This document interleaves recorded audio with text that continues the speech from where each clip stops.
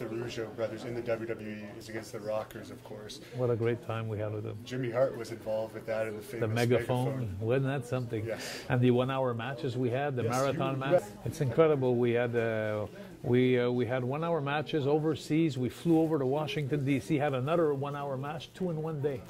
And it was amazing. We had such a great time with those guys. And then when we did that match in Madison Square Garden in front of Vince McMahon, he freaked out because he didn't see it yet. And he thought our matches would be sitting in holds a lot in this. But we kept moving. We're in great shape. And the Rockers, they were in great shape. Yeah.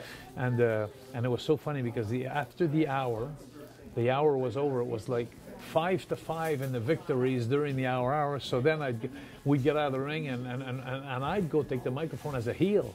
And the Rockers would be disappointed because it was a draw. And then I'd go take the microphone. And I remember Vince in the hallway seeing him. And I took the microphone and I said, "You think you guys are going to get away with this?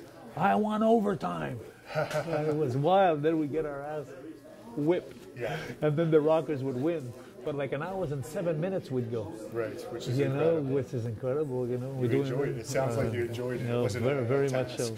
Not at all. Hear about, we just had to be in shape. Definitely. The cardio was going then. You were wrestling sometimes 9 times a week in those days. It was incredible. Twice Saturdays, twice Sundays. Yeah, it was incredible. And we were wrestling, in those days, we were wrestling 25 days in a row. Right. And then they'd fly us home to see our families for 5 days. Right. And then we'd fly out. Sometimes we'd wrestle 30, 33 days in a row and then go back home for 5 days. And we always had only 5 days a month at home, but 5 days in a row. So the first day, I always remember I'd get home, I'd be such a nervous wreck, and my wife and my kids were waiting for me, and I was like, like an adrenaline. And then the second day, I was starting to decompress, and on the third day, I was starting to cry again because I knew in 2 days I had to go again, leave my kids, and it was bad. People have no idea how demanding it was to be in the WWF in those days. But we were stars, we were famous, and we were making money. Exactly. It was the price that.